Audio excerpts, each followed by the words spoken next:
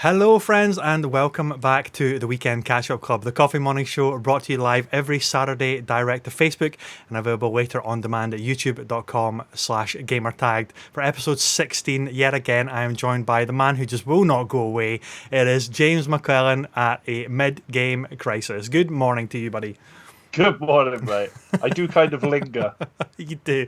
I'm beginning to think I'm going to have to start paying you an appearance fee or something because it's so regular. To be honest, the chance to sit down and chat with you on a Saturday morning is payment enough. Oh, look at that. Look at that. Oh, my goodness. So, to all of our viewers out there, a very good morning to you. It is Saturday. And a quick bit of housekeeping. This will be the last Weekend Catch Up Club for a few weeks or so because some very good personal news of mine as I became a dad earlier this week. So, I am the proud owner of a beautiful little baby boy, if owner is the correct term. I don't really know the lingo just yet of dad speak. I think kids own you. Kids for the own rest you. of your life. Yeah. That's it. Yeah. So clearly I'm going to be up to my ears in poop and nappies and like late night feeding hours and stuff like that. So it's going to be the last show for a few weeks or so until we get into a rhythm and then we can start things back up again. So we've got an awesome show for you planned today. We've got some news about Tom Holland sharing a photograph as him as Nathan Drake for the Uncharted movie. We've got Rambo appearing in Mortal Kombat 11 as a guest character. So we've got the trailer to show and talk a little bit about that. We've got Ghost of Tsushima Legends co-op mode to talk a little bit about, and there's some video stuff there as well. We've got the PlayStation 5 media remote control. And what else is there? There's a couple of other things as well. There's some limited edition trainers that I want to talk about as well, which look freaking awesome. So, packed show. But anyway, Yep. How are you doing this morning, Jamie? Yeah, not too bad. I think I'm running on less sleep than usual when I go on the show, so I'm kind of I'm floating a wave of caffeine and rage. But Caffeine and rage. apart from that, no, I'm good. I'm good. I'm just I'm amazed to see you so bright-eyed and bushy-tailed yourself, because I remember what I was like the first couple of days in, and I was not as fresh as you look now. I was a mess. Well, see, the secret of the trade is I have as many beautify filters on the camera as possible. That's it. You gotta smooth out the bags and like make up, stealing the wife's foundation to cover all the bags under the eyes. Do I have a story about that? I've got a wee spot on my lip here, which I think I actually burnt my lip. So I've hurt my lip. So I was sat there earlier this week and I was going live. I was streaming one night and I actually, for a brief moment, I turned to my wife and was like, "Have you got any concealer?" And I thought, no, I'm not becoming that guy. Not that I would have any issue with anyone who does, but it's not my style. I mean, you know what me and Alan are like. We're very much, we'll do it live and then we'll just see what happens. Yeah, it's the permanent look of like you're in a Halloween costume of the undead. That's the the perma look is what we go for. That's the stuff, exactly. But yeah, the way Shell looked at me at that moment was like, there was a dual look of disbelief. One was like, do I have? Because Shell doesn't really wear makeup. She's naturally stunning, and she just can't be asked. So the two things, but no, she was like, the first thing was like, do I have any concealer? I don't know, maybe. And the second thing was like, what the yeah, don't worry about it, love, forget it, it's fine, I'll just turn the lights down a bit so I don't scare anyone. So, yeah. It's crazy. It's going to be a whirlwind. So, we don't have the family home just yet. They're still in the hospital. The little guy was 3 weeks early. Although he was fully cooked, so he's not classed as premature or anything like that. He's just was classed as preterm. So, yeah. He's at 36 weeks, which is basically like fully done, fully baked, as we like to pretend. But because he was early, he's got to get some extra medication. He's a wee bit jaundiced. We talked about that earlier before going live. So he just needs a little bit extra kind of help. Yeah. Just to kind of make sure that he's all fit and healthy and strong. So I'm hoping that they'll get discharged from hospital maybe today. Hopefully not tomorrow, because then that will be a week that Jess has been in the hospital when everything first kind of started, and she's getting just a bit frustrated and like annoyed and wants to get home now. So fingers crossed, everybody, that we'll get the new family home today, but hopefully maybe tomorrow as well. So Here's Awesome. hoping, mate. I know. So shall we kick off the first topic of kind of discussion, which is I'm going to play it in the background so we can chat about it as well. So you should be able to see my screen, Jamie. Is that correct? I can indeed. Okay, pal. So this is the Ghost of Tsushima Legends co-op mode, which came out last week, or I think it was Friday, just before our Pokemon show, that we recorded last week, and it is such an unexpected multiplayer mode, because this game was largely marketed as a single player only game. Nobody knew anything about this game mode. It came out of nowhere. So the first part of this trailer is just telling you about the version 1.1 update. So there's a new Game Plus mode, there's some new like mounts with the horses there, some obviously armor and die sets. There's some new things that they're just adding content wise to the single player version of the game. But the real shocker was, and the trailer's going to get that in just a wee second, is this Legends mode, which is a 4-player co-op mode that really digs into like the myths of Japanese culture, like the demonic stories and legends of that culture. And you get 4 different classes. You get and those classes are taken from the main game. So you've got the Ronin class, you've got the Ghost class, which is like the kind of ninja. You've got the straight up samurai class, and you've got the archer class. And there's survival missions, which are just like crazy. So if you're familiar with like the Gears of War Horde modes, it's kind of like that, but they're really leaning into different enemy types, different mythos and mythology of the kind of the Japanese culture. But they're also giving a single player. Sorry, not a single player, a 2-player story mission mode as well. So there's about 6 or 7 story missions, which are very narrative heavy. And I streamed with Chris last Sunday, before the baby chaos all kicked off. And we managed to get a couple of hours streaming that last week. So check that out over on youtube.com/gamertag. The live stream is up. And it will give you the first kind of 90 minutes of the full gameplay, tutorial and everything. And it is so unexpected and so freaking brilliant, because just on the story missions, you've got 2 players. So one is like a ninja, maybe one is a samurai. So I can go into combat like the honorable samurai method of getting everybody's attentions, like challenge me with my sword up, my samurai sword up. And then the ninja class can be sneaking around the encampment and then just like picking people off whilst I'm drawing their attention out. So there's a lot of tactical fun to be had. And then you've also got these like supernatural abilities, which are like ultimate like super moves as well, and they're different for each class. And it is so unexpected and so freaking awesome that I just wanted to talk a little bit about it on today's show, because it's been out a week now. You can see on the trailer there that one of the classes, the Ronin class, can actually summon a spirit animal, and it's a wolf. And the real clincher that makes this, frankly, game of the year, maybe even game of the generation, is that you can actually pet the spirit animal. Oh, right? Is it on? Can you pet the dog though? Have you seen the Twitter account that checks games Yeah, to make sure you can pet the dog? yeah. So, I mean, the Ghost of Tsushima was already off to a flyer, because you could pet the foxes, which lead you to different little altars to get you like different charm totems and things like that in the game. But now you can summon your own spirit animal, and you can pet the spirit animal. So yeah, that's something special. that's pretty awesome. It's a gorgeous looking game. So I was just entranced by the trailer there. We recorded, myself, Eric, and our friend Dermot recorded a podcast, like a real deep dive kind of breakdown of this game on the Creative Rambo. Can't remember which episode it was now, but go check that out on Spotify, YouTube, Spotify, Apple Tunes, Google Podcasts, all that kind of stuff, all those platforms.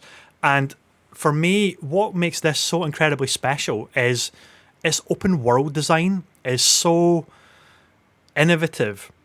So you know Breath of the Wild, The Legend of Zelda, Breath of the Wild, that really changed the game for like physics in an open world game, navigation in an open world game, where there's no compass, there's no like crazy UI clutter or anything like that, constantly like flashing beacons pointing you wherever to go. So you're disconnected from the world, you're not engaged in the world because you're just following a marker point. So Ghost of Tsushima takes that design philosophy and elevates it to such a degree that is even better for me than Breath of the Wild. And that is because of, and it sounds silly to say it out loud, but it's the wind system in the game. So the wind is constantly blowing, constantly. It can be huge gusts of wind, or it can be little gusts of wind, like little bits of particulate in the air, just kind of blowing, giving life to the world. So that in itself is huge, because all of a sudden the world actually feels alive and not just this kind of static, sterile, like painting that you're just kind of walking through. So everything is billowing and bristling and blowing, and little dust bits are kicking up, and so it's all leading you to your waypoint. Is the wind system that is affecting the world. So if the branches on a tree are like blowing over in a certain direction, that is how you navigate the world. So you have the traditional, you open up the map, you set your waypoint, but when you close the map down, you don't have like a big flashing icon to say, oh, take me here, and I can then ignore everything else in the world. I'm disconnected from the world then. It's not like that. It's keeping you fully immersed in the world and just leading you and guiding you. And then other things are happening, like a little fox will run up across your path. So you follow the fox, and then you'll get led to a little altar where you'll pick up a bonus charm, which can give you different abilities and skills. Or a bird might fly across your path, and that will lead you to something else. So the world feedback is so innovative, because the entire design philosophy is built around, okay, if we remove the HUD, you can't just take any game and just remove the HUD and expect the player to know what where they're to go, how the game is supposed to function without a HUD. So what the developers have done, have really broken down and analysed, okay, by taking out the HUD, what does the world have to give the player in terms of feedback in order to essentially replace what the HUD would do. So many games just slap a HUD over the top of everything, because it is like how many arrows you have, how much health you have, how much like where this is where you go. Ghost of Tsushima still has a minimal HUD for your energy and things like that, although I think you can take that off as well. But again, he has throwing daggers, and they're on his belt, so you can see by the number of throwing daggers left on his belt what his ammunition is like, how much ammunition, and it's the same with arrows in his quiver. But obviously in a hectic battle, you're like, oh fuck, like how many arrows do I have left? I don't have time to maybe count them in his quiver on his back. So you can still have the minimal HUD, but like everything else in terms of the world design is so incredible, because it is giving you feedback at all times without you having to have this overlay which is disconnecting you from the world. And for me, that makes this one of the best games of the generation. And now that this Legends mode is here, I'm getting back to the point, I know I'm rambling like crazy here. No. This Legends mode, because it is so unexpected and it is so accomplished as well, it's not just that it doesn't feel tacked on, but because they marketed the game and fully invested in the single player and then just announced a multiplayer mode for it, Jesus man, this is easily my game of the year right now, because it is so accomplished and it's so well crafted with everything that it does. So much care that's gone into it. Yeah. I'm starting to suspect that the entirety of the Weekend Catch-Up Club was came together to try and make me buy a PlayStation 5. Pretty much. Or PlayStation 4. Pretty much. It is. I said before when I was on the Spider-Man game was the one game that made me go, oh, actually, maybe. But I have to say, having seen you play Ghost and seen a lot of other people talking about it, if I had one, this would have been a day one buy most likely, because it is the wind system. I hadn't quite clicked to that, although I've watched you play it, so I must have stored it somewhere in the back of the head. I expect, but that any game that can give you that much immersion, is obviously what you want. I mean, there are other games that we play that aren't designed to necessarily immerse you that much. So you there's different experiences depending, but games like this, where they've got an open world and like a rich mythos and that, if they can give you that much immersion, I keep every time that Kitsune mask comes up, I want one for the wall behind me. That's gorgeous. Totally. But Jamie, you got to get yourself. Like, there you go. There's one of these. Like, I saw that. The Oni, isn't it? The ceremonial mask. It is beautiful. I mean, I have a real. I don't know enough about it, but I have a real yin aesthetically for like Japanese culture, for like the samurai and ninja type stuff. I think a lot of Actually, I don't know why, but it seems to be a lot of gamers of our generation have a real thing for samurais. I mean, everyone loves a ninja, but Absolutely. there is a thing there. I mean, I am that stereotypical guy. I do have a katana. I bought it when I was 18 from a car boot sale, but it's very pretty. But I haven't Yeah. found anyone to mount it yet. But Yeah. uh, yeah, no, this is definitely one game that I was interested in anyway. But as I've said 1,000 times before, anything with co-op, Yeah. I'm in. Yeah, And that's what's literally so anything. unexpected about this game. It's like, oh, it's not just like a multiplayer game. It's not competitive in terms of against like other players. It's not PvP. It's just cooperative, and it's one of those things where had they came out at the beginning to say it's also going to have a multiplayer mode, I think there would have been an uproar because there's always this kind of feeling that the single player is going to get dampened somehow or not supported as strongly. But if there's attention on a multiplayer mode component Yeah. that feels really like shoehorned in, whereas the brilliance in terms of Sucker Punch, they didn't even mention anything about it because this must have been in development for a long time. It must have been like Oh yeah. under the radar like crazy. The team's working on the single player mode. Like all of the marketing stuff is about the strong single player mode. And then all of a sudden, a month after release or thereabouts, maybe 2 months after release, they just said, "Hey guys, the reception to Ghost of Tsushima is phenomenal. Thank you. Here's a multiplayer mode for you as well." It's like, what the heck? I mean, jeez. It kind of feels it feels a wee bit like they were obviously well aware of the potential dampening of hype that a multiplayer mode could cause. Yeah. So they sat on that quietly and made sure it was working exactly as they wanted it, and sold this on the thing which was going to sell it, which is that rich single player environment. Yeah. I mean, I think I've kind of unfairly coined it in my head as the Ubi effect because I think Assassin's Creed kind of had a little bit of this. Like back in the day, Yeah. I guess the multiplayer of Assassin's Creed started to get a little bit of focus. Yeah.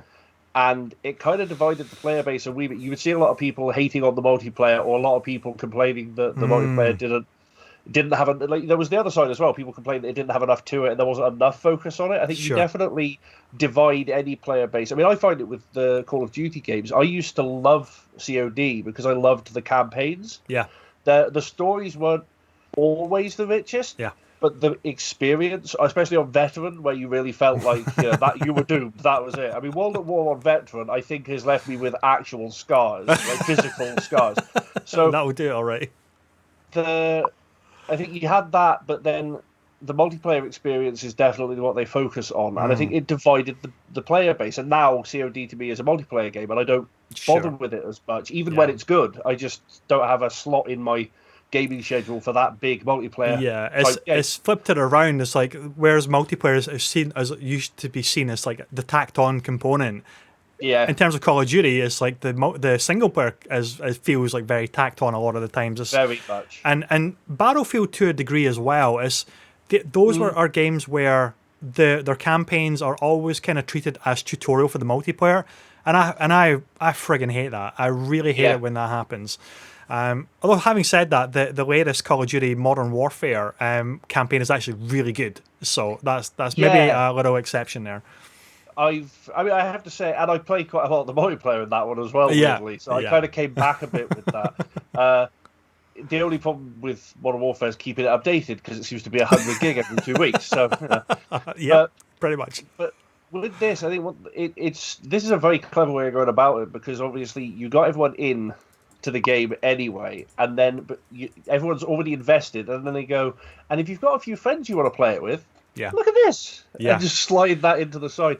You've built that trust in what the game can do, and then you show them something different that it can do. That's very clever. I think that is exactly 100% agree. Is everybody was so invested and so impressed by the main game, and then it takes all of the mechanics of that and then transfers it into this cooperative setting.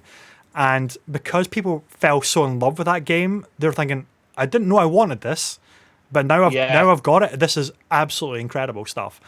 And that we're getting some comments in the chat about Assassin's Creed Valhalla, hoping that that game is going to be as good as the hype is saying it is. I'm really excited for AC Valhalla, but I'm also tempering my expectations because I would love the next Assassin's Creed game to look at Ghost of Tsushima, how they do the world building, like the world feedback, and take a win system, take everything giving you the feedback, rather than the crazy Ubisoft HUD clutter and icon chaos of which those games are really hamstrung by. And I'd love to see that happen at some point. But saying that, I'm kind of expecting Valhalla to give me what I'm expecting from that. It's going to be just like Assassin's Creed Odyssey with some other stuff. Like some other kind of mixing up the changes, and it's Norse mythology, it's Vikings, so I'm kind of already hooked on it for that. But I'm not expecting it to be as wonderfully crafted as Ghost of Tsushima because of how stripped back Ghost of Tsushima is, how satisfying the combat is. The sword combat just feels so satisfying. Like the blocking, the parrying, the deflections, it feels like so you feel like you're really connecting with the characters and the weapons. But I'm not expecting Valhalla to give me that. I'm expecting Valhalla to give me a more of an arcadey kind of adventure, which is great, which I don't have anything wrong with. I love Odyssey, I love Origins. So Valhalla will continue that trend, but I'd like to see like whatever comes next for Ubisoft to say, fuck, look what they've done with their open world design. Yeah. People don't need waypoints or the golden path trail, everything, like all these icons flashing up everywhere. Just something as so elegantly beautiful as a wind, like something blowing in the direction. Oh, it's like, oh, okay, let's go over there. And then, like things are popping up, like objects of opportunity just appearing out of really clever world design. I would love to see Ubisoft take that on for maybe the next one, or no, in Ubisoft, they're probably working already on the next Assassin's Creed game, so maybe 2 down the road, we're maybe going to get some kind of influence there. But I mean, I'd love to see that. You never know. They might go one step further and look at how popular this is, and finally give the world the feudal Japan Assassin's Creed that it's been crying out for about since the first one. That's a really good point, bud. It's a bone of contention with a friend of mine. He is a huge AC fan. Like, I played every Assassin's Creed to death right up till around Black Flag. Assassin's Creed 3, weirdly and possibly blasphemously, is like my favorite of the series, or at least the original run. Yeah. I fell in love hard with that game, and then I sort of faded away from the series a wee bit. I haven't played the newer ones, and it's purely time again. I need to go back and do it. But every time they announce a new one, he's been messaging me going, "Oh, there's a lot of rumors that this year we're getting Japan," and then they bring out whatever they're actually giving. He's like, "Well, it looks great, but it's not Japan." And then he gets really hyped as it gets closer. The one thing that's got him absolutely spiraling for this one, though, is you can dual wield anything, including shields. The idea of a spinning dervish of shields is just, yeah. You can do like the turtle defense mode and just like charge people as well. So I'm excited for that. There's on the point about Ubisoft doing a Japan setting. That's really interesting because the big YouTube channel ACG, like Angry Centaur Gaming, he actually just did a video about, because Ghost of Tsushima has now done Japan, does that close the door on Ubisoft doing a Japan? And he was arguing that no, it doesn't at all. Like people can, like developers or games or media or literature or film can tap the same source multiple times. It just because one person has done it doesn't mean like another person can't do it and do it equally well. I mean, we've seen From Software do mythological feudal Japan with Sekiro, but that didn't stop Ghost of Tsushima having a brilliant different take on that kind of culture. So if Ubisoft were to do a Japan setting, there's no reason why they can't do it, I guess was what I'm saying. But my comment on that is, should Ubisoft do a Japan setting? For me, I would rather see them tap Chinese mythology and Chinese history. They did it in the spin-off games, the side-scroller spin-off games, the 2.5D games. Yes, sure, okay. But I would love to see a full-blown Chinese mythology setting. And I think that is maybe even richer. It's certainly older than Japan.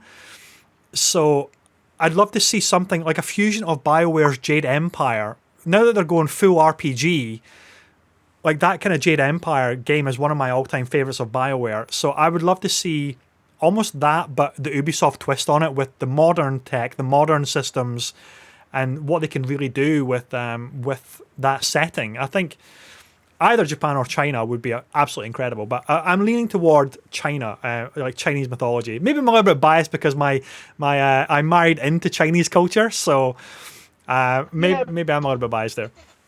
I think you're right though. There's a rich well to draw from there, which I don't think gets tapped for games enough. I can't think of many that are not in the like that kind of AAA Ubi.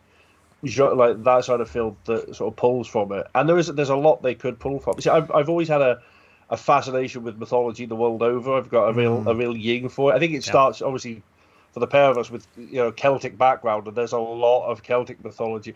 I personally would love to see an Assassin's Creed set in the Highlands where it's just someone bimbling about rocks and grass, and then occasionally stabbing a wandering peasant. So, well, you've got the potential there for some epic, like mythological quests of like trying to track down Nessie or hunting haggis. You've got all of this untapped. Oh, the elusive haggis, though. Yeah.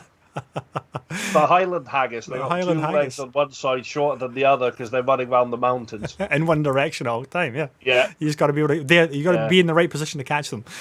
I'd love to see that as well, but there's something about Crouching Tiger, Hidden Dragon, which I'd love to see in video game form, like as an Ubisoft title. I mean, everything to do with Chinese culture in a video game form always draws on the Monkey King story. It's always that one, but there's so much more that can be done with that. And actually, there's a new game coming out. It's a long way off, but they released that video like demo of about 13 minutes. I can't remember what it's called now. That's really going to bug me. Please, somebody in the chat, write down what the name of that was. But it's basically the story of the Monkey King, but it's like after the Monkey King story. That's going to bug the hell out of me now. I can't remember the name of it, but it was just recent. It came out. And they used it as actually a recruiting tool, which was amazing because they'd done this huge slice of production, and it's like, yeah, this is what we're making. Come work for us. We want great talent to help us finish this game. But that's a pretty cool way of doing it. It's a pretty cool way of doing it as well. Yeah, that's really going to bug me. I think maybe Sean in the chat is going to try and is he listing the name? Maybe not. Anyway.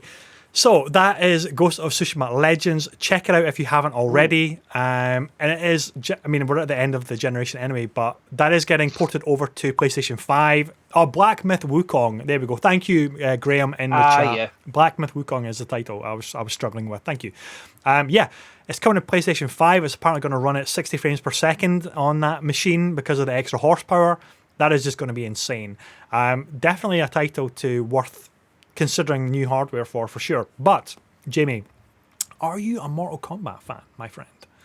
I am an OG Mortal Kombat fan. You're an OG Mortal Kombat fan. Wow. Yeah, I used to play this on PC with a keyboard. Fighting games with a keyboard. That is the equivalent of a hitbox, my friend. Have you ever heard of a hitbox? Yeah.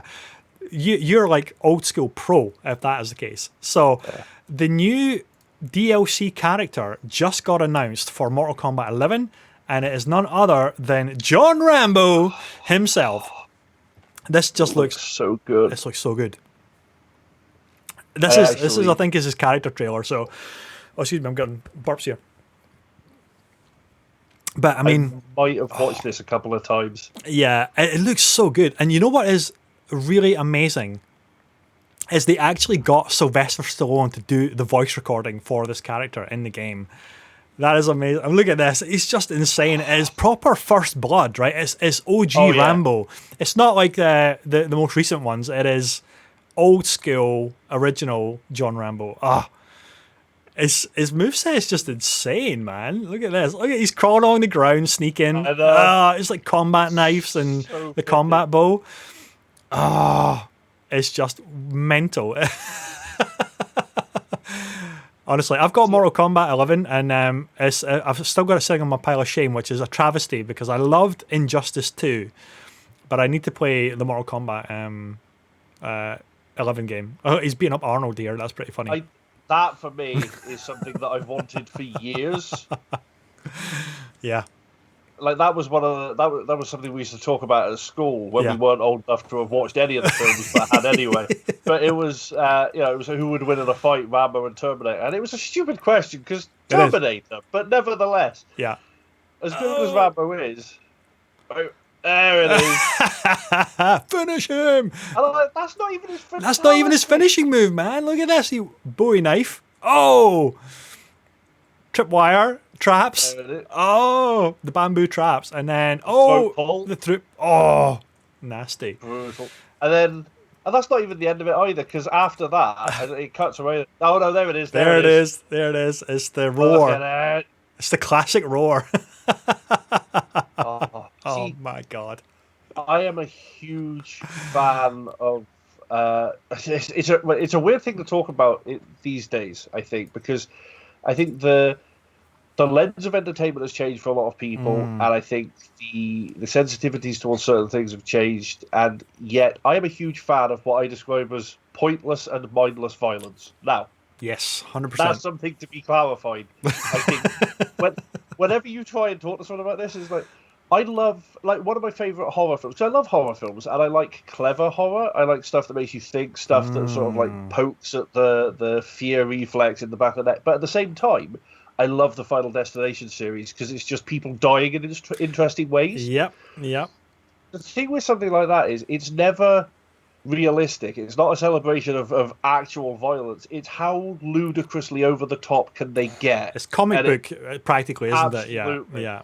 And like, I mean, he punched the guy so hard that we actually got to watch his skull break. This doesn't happen. It's proper X-ray like killing moves. I love it. I absolutely love it. So, and you combine that with Mortal Kombat because I used to play I was actually Mortal Kombat 2. I used to play Mortal Kombat on console, and then Mortal Kombat 2 I used to play on keyboard, and you could play it 2-player. You had to sit with one of you on each half of a keyboard, and that's how I used to beat my friends at Mortal Kombat because they were used to a controller, and I was like, oh, why not try a little PC gaming? Yeah.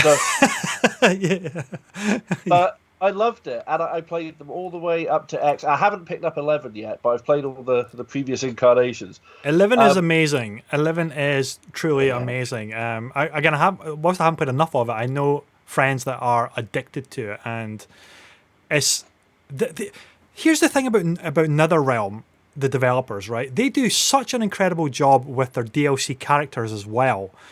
Oh yeah. By bringing in such random, well, at first it seems like random universes into their game franchises, but it fits, it works. Like in the Injustice series, you got Hellboy, you got Teenage Mutant Ninja Turtles, and in this you've got Spawn, you've got Terminator, you've got Rambo, but for some reason it just works. It works really well, and I'm honestly thinking I don't know who I would want as a new character because they can pretty much do anything at this point with the characters. So who would you like to see as a guest character if you could have anything, like any universe, any property coming into a Mortal Kombat fighting game? Just out of curiosity. I know it could be absolutely anything. Open this up to the chat as well. Do put in the comments who you would love to see as a guest character. I'm trying to think who I would like to see. They did ones, didn't they? I'm sure a while back they did. Freddy was in one of them. Freddy and Jason were in Mortal Kombat X. Yeah. Do you think, or could you think that whatever the next Mortal Kombat is, whether it's Mortal Kombat like a 20th edition or something like that they just do what Smash have done and they just bring all the characters in, like from the entire history of Mortal Kombat? Maybe I'd like to see Goro back again. I think he's in 11 actually. Is it? Oh, I think Goro's in 11. Yeah. Mortal Kombat X. They got Alien and Predator. Oh, Doom Guy from the chat. Doom Guy would be a really good one. Yes, actually. Nukem. I'd love to see Duke Nukem. I think that could work. I think if they, I think if they did it justice, Duke Nukem would be good. See, I was lucky enough at Eurogamer a few years back. I sat down with his name escapes me, which is terrible. Derek Kurtzik, I believe, from NetherRealm. Okay. We had actually we'd been and played because there was a new Street Fighter and a new Mortal Kombat. That was Mortal Kombat X that year was coming out. So we went up. We went and played them, and we were doing our weird little Game of the Year awards that we were doing that year for guys, like, Game of the Expo type awards. And we gave the fighting game to Mortal Kombat, and we went up and I handed them the certificate. I was like, there you go, one for your wall sort of thing. And they said, oh, wait, there's someone here who loves to accept awards. And they brought out Derek, and he's one of the devs. And he was... he had actually been a Mortal Kombat fan back in the day, used to play it on PC, same as I did. So we got chatting about it, and then he joined the studio because of his love of the game series. That's awesome, yeah. So, and he taught me how to play Mortal Kombat X. Well, actually, no, he taught me how to lose at Mortal Kombat X because he beat me in 20 seconds. Like, he is insanely good. He also showed me, the old woman in the market? Yes. In X. Yes. He showed me that. That was the first time I ever saw that. He was like, oh, you can throw this old lady at people. And he was like a kid, just giggling over it. Yeah. And, but yeah, I said that, X was amazing. It was so good. And it actually had, there was there's a story there, and you get your myth arc and stuff as well. But people, when you play a fighting game, the story's great, but you really just want to beat people up in an interesting set of ways. 100%. But what I do love with Mortal Kombat, and it ties into what you were saying about anyone fits, you've got that existing lore of it's warriors fighting for Earth Realm. So you can bring in literally anyone, because you could literally do Raiden snapped his fingers to bring Freddy here because we need him to fight, Yeah. So I'd like to see other game protagonists brought in. I'd like to see Master Chief. I can't help it. I mean, it's any game I want to see Chief in. We've never seen Master Chief actually rip people to pieces before. Even though he easily could, he is a Spartan after all, so he could break some bones. Yeah, he could pull you in half like a wet piece of paper, like this. Yeah, he weighs a ton in that armor. He does. With weight alone, he could. Yeah. You know how I would like to see? I would like to see a crossover with NetherRealm with Rebellion Studios, because Rebellion Studios, obviously, it'd have Sniper Elite, so get Carl Fairburn in there for some X-ray killing moves. It fits already, but also Rebellion Studios own 2000 AD, Jamie. Yes. Get Judge Dredd in there. That would, Judge Dredd. Get Rogue Trooper in there. Yeah, Mean Machine. Rogue Trooper versus Rambo. Oh, now we're There's talking. The fight. That is the fight, right? That is the fight. Durham Red would be an awesome character to put in. She's for anyone less versed in 2000 AD lore, she was the incredibly, wonderfully scary yet attractive. I remember being. This is the first time I realized that you could have a crush on a comic book, and I was about 13, and I'm like, oh, who the hell is this? And she's brilliant though. Like, there's such a story, such a rich background for that character that I'd love to see Durham Red converted into films and video games anyway. But Durham Red and Tyranny Rex, that was a character from 2000. I'd love to see the lizard woman, lizard queen type. She's got a very fluid fighting style in the comics. I think she would jump into this really well. Oh, and Johnny Outfit. Oh yeah, no, just get NetherRealm to work with Rebellion and just make a 2000 AD game now. Maybe start off with just a DLC collection of characters, like 5 characters, but then blow it up into a full on its own thing as well. That'd be awesome. Actually, having said that, 2000 AD DLC for the next Injustice game would work really well.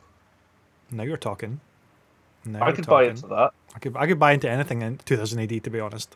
Yeah. My dream is to have an open world Mega City 1, and you play a judge. You create your own you create your own judge.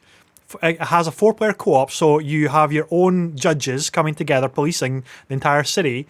And it has that kind of gritty cyberpunk, obviously, feel to it. Whether it's first person would be pretty awesome actually, or third person, I don't really care, to be honest. But just give me Mega City 1, and you're a judge, and you have other judges that you team up with. and then you start like policing, like not policing, but you're kind of like doing the RoboCop thing, like you're upholding the justice, and you're delivering street justice to on your what's it called, the lawgiver? What's the bike called? The lawbringer. Lawbringer. There you go. And the gun's the lawgiver, isn't it? That's it. Yeah.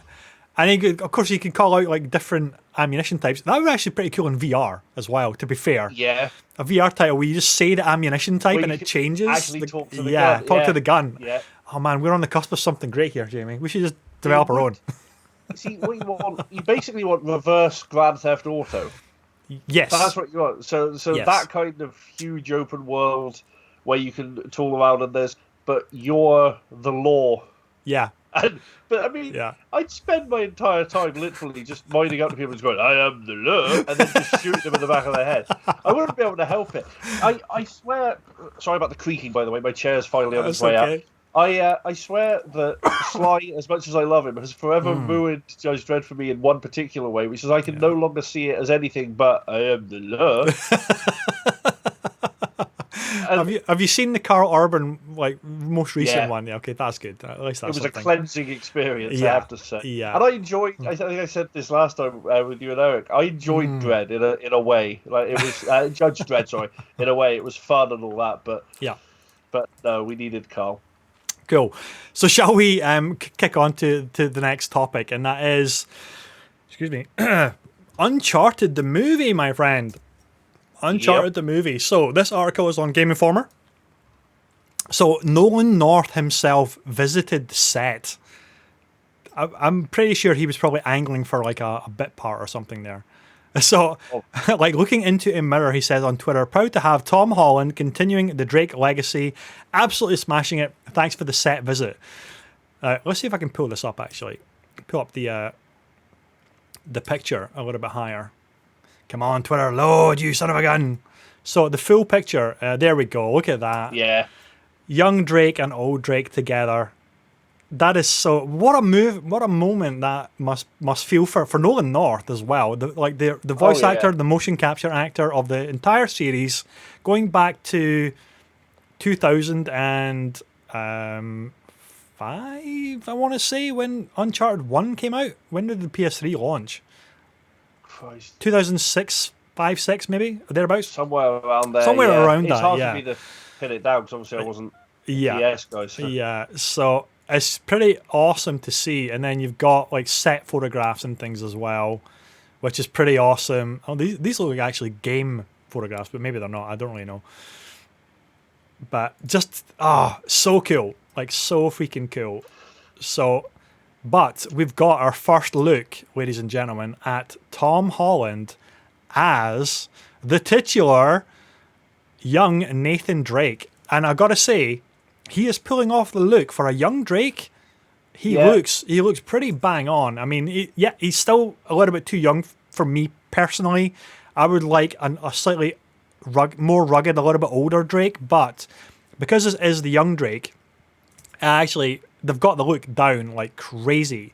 Like they've done a really, really good job. So oh man, I'm excited for this movie. I don't really know what to expect from it. As long as it's fun, like an Indiana Jones, like young Indiana Jones sort of adventure, I'd be quite happy with that. But I don't know. I'm kind of nervous, but also looking forward to it as well. I have the fear every time a video game is getting made into a movie because it's not. I mean, I don't think this is going to be I can never pronounce his name, but a U-Ball kind of scenario. I don't. Uwe Ball, yeah. Uwe Ball, yeah. I don't think we're looking at that level, but you never know. Bless him, he tries. But I have two major thoughts on this one because I haven't played the Uncharted series. I have watched a fair bit of Uncharted, like people play it on YouTube and stuff. Yeah. I know that it's kind of divided my circle of gaming friends in as much as I have some who adore it and I have some who say it could be brilliant, but the combat's horrible. That's the one thing that it gets pulled up for by people I know. That's fair. That's fair. And it could just be a clash of styles, obviously, used to one type of combat, so don't like theirs, but that's not to actually rag on it. But it's But one thing I do know is that, and everyone says, is that the story and stuff for these games is great, and that the experience is great, and the characters are great. So, but the two major thoughts I have are this: one, I'm not sure why Game Informer have an advert for digger buckets, because that's really distracted me. But it's archaeology, Jamie. It's all about treasure hunting. Yeah. It's tied in. It's a cross-promotional campaign going on here. Okay. Time Team would love it. Oh, okay. Yeah, I'm down. Yeah. But the other thing and when I saw that they were making a film, and I've seen what Nathan Drake looks like, and I've seen how he's like kind of rugged and older and dashingly handsome, and I've heard Nolan North's voice for that, and I just assumed that they'd already cast Nathan Fillion. So the fact that they didn't was weird. Like, genuinely, and that's really unfair to Tom Holland, because the guy's a fantastic actor. Yeah. And I absolutely believe he will pull this off. And there's still a part of my brain, and I don't know what it is. There's a part of my brain that's saying, like, oh, okay, that's a strange choice. And it's not, is it, at all? Yeah. But still. Well, it didn't help that Nathan Fillion actually recorded a short film as Nathan Drake as well. It was like 15 minutes, and it was fucking perfect. It was exactly what the fans have been dreaming and wanting for. But they're going in a young direction, and that's fair enough. But yeah, I mean, it was always reported on and acknowledged that the character of Nathan Drake was loosely based on Nathan Fillion. Always was, like, because Firefly had been and gone at that point. It was very much that character. But in terms of video game movie adaptations, nothing ever beats Mortal Kombat, to be fair. But we have had some great ones. The Sonic the Hedgehog movie is actually really good. It is really fun. Tomb Raider was okay. Assassin's Creed is bad, but the probably I would say Detective Pikachu is probably the best. Can I shamefully admit I've not watched that yet either. I actually have it. As with I know for me that's wrong, and as with so many films that are out lately, I own it because I can't leave the gap on the shelf. Like, there are films I've left spaces for. Like, I'm terrible for this, so I own it, and it's sat with all my Pokemon anime DVDs and stuff, and I just haven't got around to watching it. The problem has been since lockdown started. Obviously, the kids have been here most of the time, but they would love to watch it as well. Oh no, they've watched it. Right. Okay. For a film that I'm really hyped about, it's really hard for me to watch it with my kids. I adore my children; they're the light of my life and the apple of my eye. But if I get one more, isn't that the guy from or my eldest, God love her, like she will spend the entire time shipping assorted people in the thing, and then going off and reading fan fiction about it, and then telling me why Mr. Mime and Pikachu make the perfect couple, and there's only so much you can do. So there are certain films, because I want to actually watch them and focus on them the first time I watch them. After that, I couldn't care less. But the first time I watch them, I'm like, I'll wait until I have a moment, and then I don't do it. But as someone who is such a Pokemon fan, I feel this is a huge travesty. I know. I feel bad about that one. Like, it actually irks me that it's sat there and I haven't seen it yet. So I might have to. Well, it is brilliant, and I said that as not knowing anything about Pokemon, and I loved it. And for Pokemon fans, you will freaking love it. You really will. And Sonic the Hedgehog, I was expecting it to be garbage, and it wasn't. It got the right balance. I mean, yes, it definitely had to get the redesign of Sonic. That's fine, but they did it. But the balance of the style of humor with the references to the games, with the real world kind of fusion, works, and it is actually really good fun. Jim Carrey is excellent as Dr. Robotnik, so highly recommend Sonic as well. I do need to watch that one as well. That wasn't even on my radar when they announced the Sonic movie. I couldn't. I just had no interest at all. And the thing that actually made me interested was the fact that they responded to the negative comments about Sonic's look and just went and redid it. Said, "Yeah, we hear you. We'll fix that." Yeah, that for me is something that a film studio just doesn't do. No, no, not normally. The only other thing that I can think of that was kind of similar was with Tom Hardy's Bane voice, where they went and redid some of that because people. But then you literally couldn't understand the guy. There was legibility issues. Yeah, totally. So that was a bit different. But no, Sonic is on the radar now.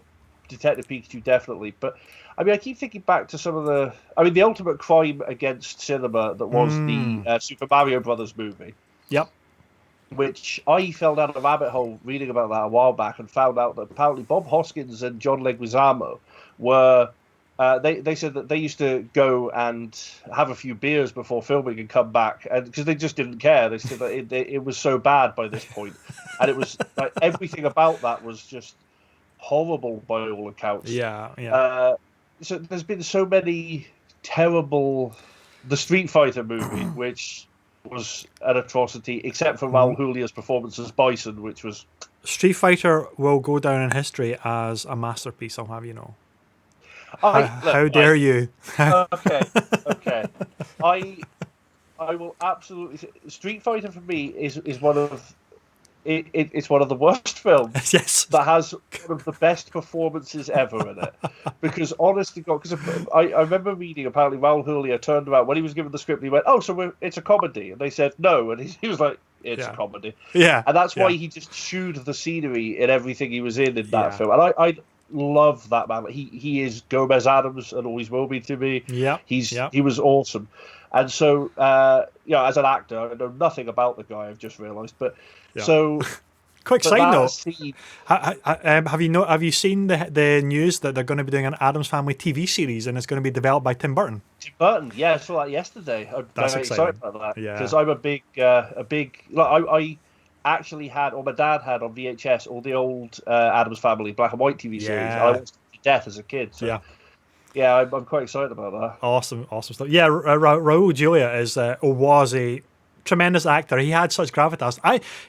Before Street Fighter and the Addams Family, he was. I think the only thing I'd ever seen him in was an old Mel Gibson, Kurt Russell movie called Tequila Sunrise. Tequila Sunrise, yeah. And he was like the. I won't spoil it because anybody that hasn't seen it, but he was like a South American law enforcement, like DEA investigator.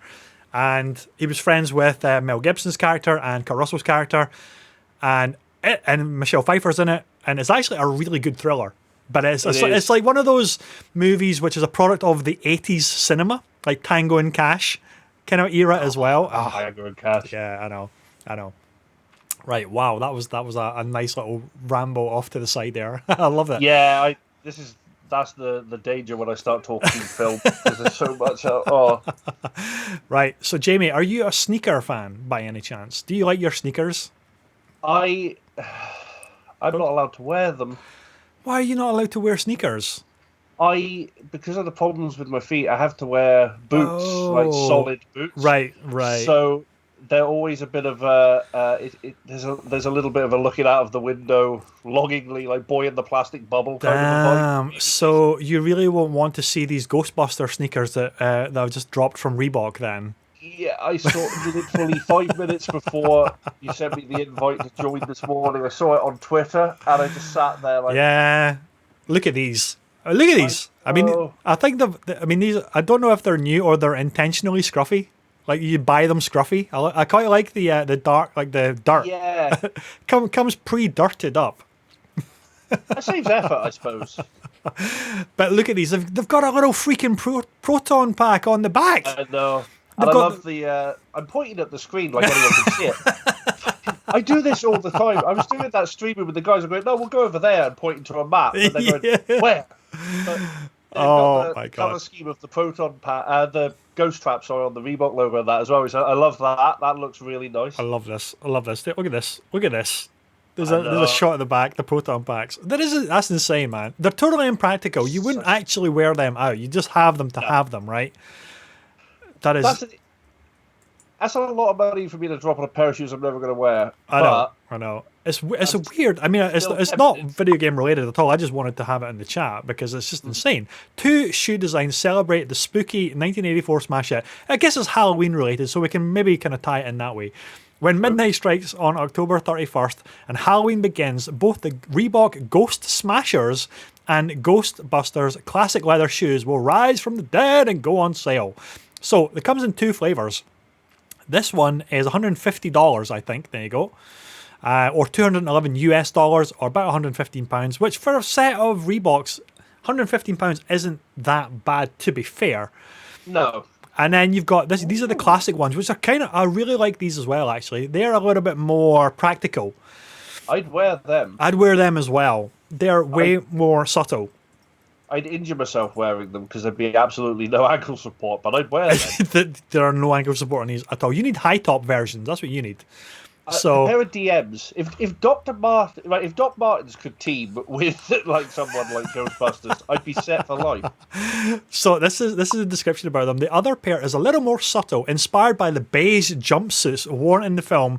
The reworked Reebok classics featured the logo on the tongue and little details like a yellow and black stripe echoing the look of the Ghost Trap, and a splash of green slime on the outsole, which I really quite like. So you can actually see, if I bring up the... So just, I'm using my pointer so the viewers can maybe see it. Just on the heel there, you've got the trap. And then on the other side, you can see a little bit of green splash there as well. Which is freaking awesome. I like the name tag.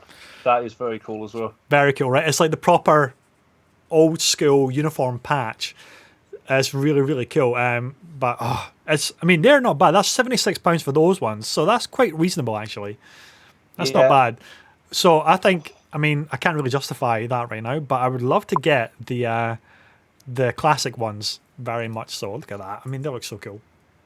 No, you can't. As a child of the 80s, you just... Anything Ghostbusters is going to get the heart pumping anyway, so... I was chatting to a friend of mine about Ghostbusters the other day. He's actually, bless him, one of the guys who's been streaming with us lately, Tom. He's only 19, and I said to him, like, I've got a friend who hasn't seen Ghostbusters. He's like, right. I'm like, oh yeah, no, you wouldn't understand, but he's my age and he hasn't seen Ghostbusters. That's outrageous.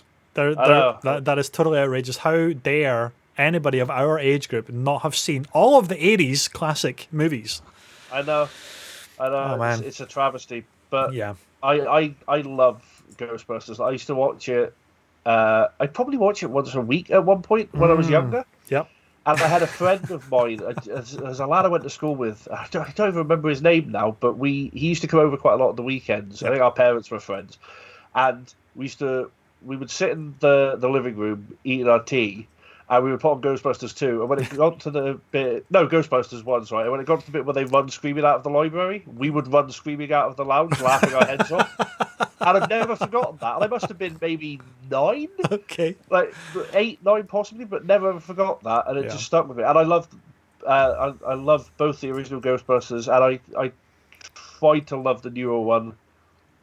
Wow. I think I was just too much of a fan of the old one to let's not talk about the what's her name, the actress, Melissa McCarthy one. Melissa McCarthy, yeah.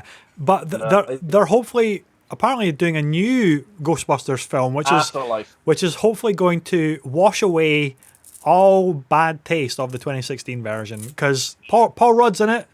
The OG cast are in it, apart from, sadly, Harold Ramis. May he rest in peace, of course.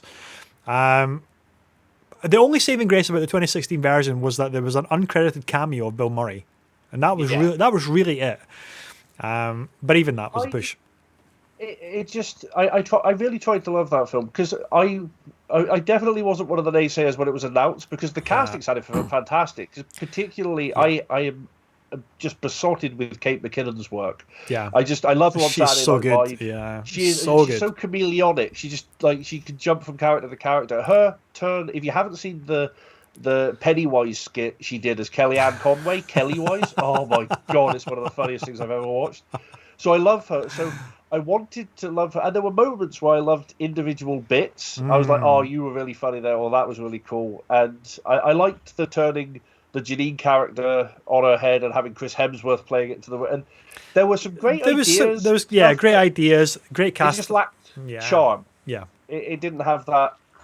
It's a difficult thing, I think, whenever you make a new entry in an old film series. You're going to come up against that. It needs to have a little bit of that nostalgia with it to ingratiate it, because even you don't do it deliberately, but in the back of your head you're going to be comparing it to the films you watched as a kid. You can't help it. You can't help it at all.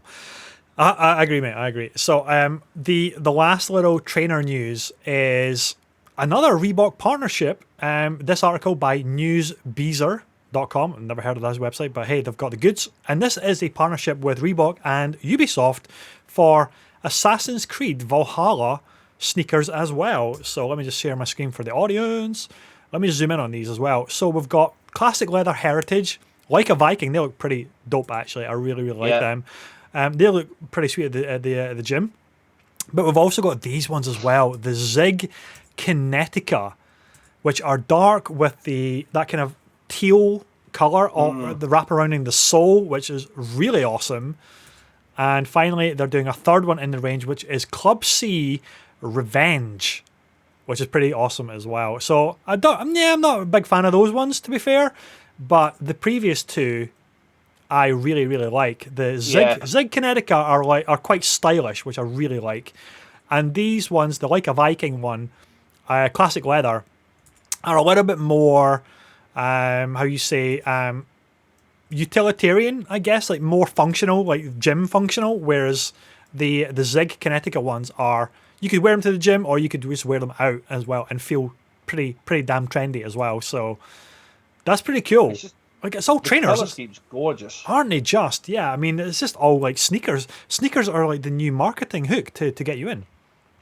Yeah, it seems to be. I mean, collecting them is huge these days. There was a whole... I don't know if you've seen so on Disney Plus, there's The World According to Jeff Goldblum. Okay. It's amazing. Okay. It's just Jeff Goldblum bimbling about the world, getting interested in things. And I can't get over... I mean, I would watch... honest to God, I would watch Jeff Goldblum just sit at home reading a book, I swear, because there's just something about that guy. But he did a whole episode on sneakers and on the huge collectors market that's grown up around them and stuff like that. Oh, look at these, Jimmy. I had no idea. So Chris has just mentioned in the chat about there's a cyberpunk sneaker concept. Oh, look at them! Nike Airs. Okay, they're pretty damn cool. They're pretty cool. Look at that. Oh, man. There was some done a while back for... Actually, that was Reebok as well, wasn't it? There was some Aliens ones. Oh, really? Yeah, and there was... I mean, the Back to the Future ones, they actually made those finally, didn't they? Nike made them a while back. Yeah, they did. So, that's right. Oh, man. That's very cool. I like them. I do like them. It said something there. Oh, it looks like Nike did a set of Halo ones as well. Yeah, sneakers they're such a cool thing for collectors that there's such huge money in limited edition sneaks. I've got a pair of basketball high top sneakers, which I am hugely fond of. I love them to bits, and I got them because I was visiting my in-laws in China for the first time back in 2012, I want to say it was. When did Age of Ultron come out? Was it 2012 or thereabouts? So we were in Shanghai. Yeah, we were in Shanghai, and it was just after the premiere that the movie had done its world premiere tour. I wish I had them. They're actually downstairs. I would have shown them to you otherwise. But there was a huge clothing marketing blitz, obviously as part of the Marvel's Avengers. Mm-hmm. And I managed to get there was sold out like pretty much everywhere, and it was a limited run just for the Chinese market, and there were basketball sneakers, and there was Iron Man, and there was the Incredible Hulk, there was Thor, and Captain America, and they had a range of sneakers that were fully designed custom sneakers, and I managed to get a pair in my size for Iron Man and the Incredible Hulk, and I've still got them, and I still wear them occasionally. They're absolutely beautiful, and it's just one of those things that because I was there, I wasn't looking to buy sneakers at all. I wasn't there to do shopping, of course. I was there to meet my future family, but I saw them there, and I thought, oh my God, look at all this Marvel stuff that we just don't get. It was only for the Asian market. And they had everything. They had pins, they had caps, they had T-shirts, and they had different types of sneakers. And the basketball ones were the only ones that were left in stock. And Thor was gone. Captain America was all sold out. They only had one pair of Hulk, which I managed to get to fit. They will fit, goddammit. I'm taking them. They will fit. I will wear an extra pair of socks. They will fit. They will give me blisters. I don't care. And so I got the Hulk and I got the Iron Man ones. So you may have seen my Iron Man ones. They're all red with the Iron Man kind of emblems, like red and gold. They're very, very cool. And the Hulk ones are green, black, and white kind of color scheme as well. With it looks like the comic book print like applied to the canvas of the shoe. Right. It's very, very cool. So I'll send you some pictures later on after the show. But anything Marvel, mate. yeah, sneakers, dude. Sneakers are just awesome, and it's cool to see that I mean, I haven't been aware of a sneaker drive for the past few years, but clearly they've just been like an ongoing thing because Assassin's Creed are now getting them with Valhalla and Reebok. Yeah. So I don't know. I mean, I'm always happy to see anything that sort of makes.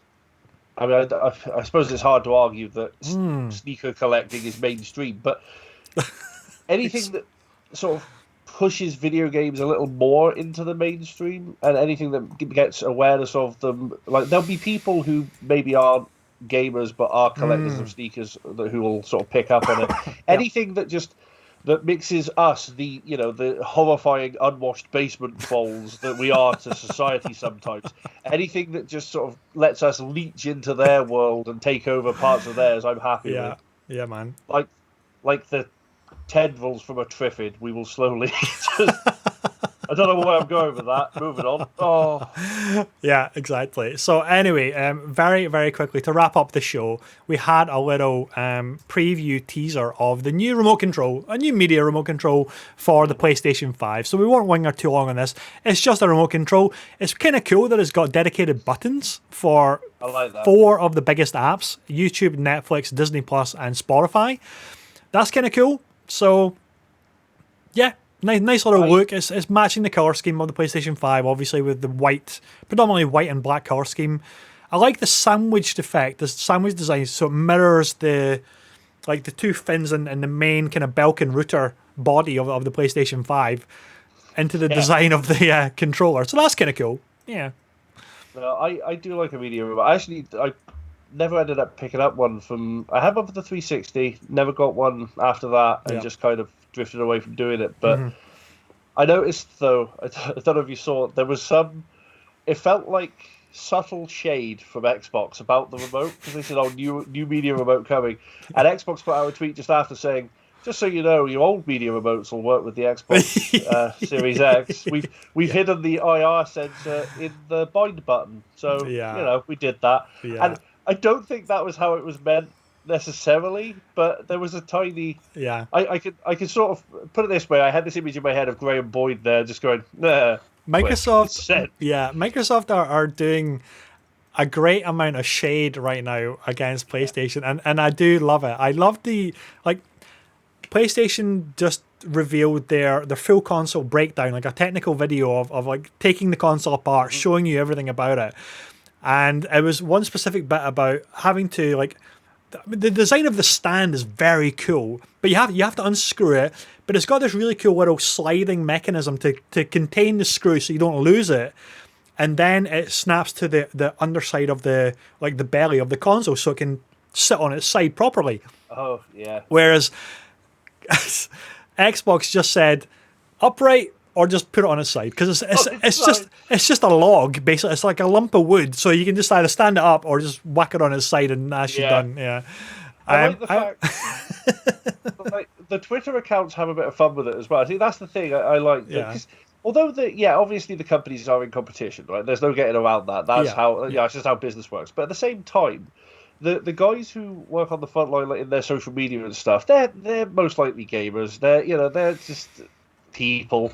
Yeah. And so I like the fact that I always like to see companies interacting and giving each other a bit of stick in a fun way. Yeah, which is nice. I mean, my favourite thing I think I've seen lately from Xbox is the fact that everyone gave them crap for the fact it looks like a fridge. Right? It looks like a fridge. Which I can't argue that. It does. Looks like a fridge. It does, absolutely. Yeah. So their response to that, they've sent Snoop Dogg a fridge. Right, have you seen this? No. I saw this morning. Honestly, it's on Twitter. Snoop Dogg has I say they've sent it to him. That was how it was reported. I don't know. He may have had it made because Snoop Dogg. But right. Okay. I'm going to Google this right now. an Xbox Series X fridge, and he opens it up, and there's a cake in there, an Xbox Series X cake, which says, congratulations to the, and an Xbox X is in there, so they must have sent it to him thinking on it. And there's some nice Xbox bling, and then No way. the door of it is just bottles of gin and bottles of juice, which is genius. Okay. But I thought, you got told it looked like a fridge. What did you do? You made a fridge, of course. Like that's gaming is such a. Oh my god! I'm trying to find a picture of it. I can't find a picture of it. Hold on. There's a short. Oh, here. Video Hold on. that, Yeah, hold on. I think I found it. Let me share the screen for you guys. Oh my god, this is going to be fucking funny. Look at this. It's the best thing. So yeah, Wario64 on Twitter has got the actual. Oh my god! What? So it's like a time lapse kind of thing. Yeah. It's an actual fridge, guys. Actual fridge, full-sized actual fridge. That is insane. I know one thing. Look at that! No way! That is. If I was at Xbox, there would be a mini fridge out by Christmas. A mini fridge Xbox. I need it. Jamie, make it happen. I'll contact my people. Why not? That is insane. Oh my god, love it. Yeah, it's just such a great idea. Like, there's no point arguing with the. You get something like that, it looks like a fridge. There's no point arguing with that. And Microsoft can't turn around and go, actually, we're very proud of our sleek design. You can't do it because no one will buy it. It's exactly. boxy. You got to lean into the piss take, 100%. and yeah, exactly. That's why I think I really enjoy the one of my favorite Twitter accounts lately is the Xbox Games Pass Twitter account. Because they like last night they put up a thing saying it's 7 p.m. Who wants to party up? And then they started tweeting the other Xbox accounts saying, "You said you'd be on by now. Where are you?" And just as if it's your mates. It's like yeah. And I was just sat there giggling at it. Like, yeah, I've done that. I remember that. Yeah, I've been there. So like waiting. Come on, waiting. Where are you? Yeah. There are so many tropes of gaming is in some ways such a dopey. Like I love video games and have done all my life and always will. And I think that anyone who writes it off as a hobby because you're too old for it, or any of that sort of things, you're not, because you're never too old to make believe for a start. You pick up a book and you're pretending that you can see it in your head. I mean, I'm not. Yeah. And so with gaming, you get that on a much bigger scale. You get to actually immerse yourself in a world. Yeah. At the same time, it's dopey. I spend most of my time pretending to be other people, sat at a keyboard or sat with a controller, and there's always in-jokes with your mates for multiplayer, and there's all that sort of stuff. So I think the more companies lean into that dopey side of it and just have some fun with it, the more the more they're going to ingratiate themselves to the community, and the more fun everyone will have. But that's me. I'm a fun-loving guy. The worst part you can do when you get older is to lose your imagination and lose your just wanting to have fun and be silly. And yeah, you're absolutely right. It's like it's never a case of growing up at all. It's like, oh, why don't you just grow up? No, it's not about that. It's about just having an imagination and wanting to keep that alive and feeling excited about something and loving something, having a passion for something. Oh, mate, it's been another wonderful show. Thank you again for joining me, always. Oh, ladies and gentlemen, that has been episode 16 of the Weekend Catch-Up Club. This will be the last show for a few weeks.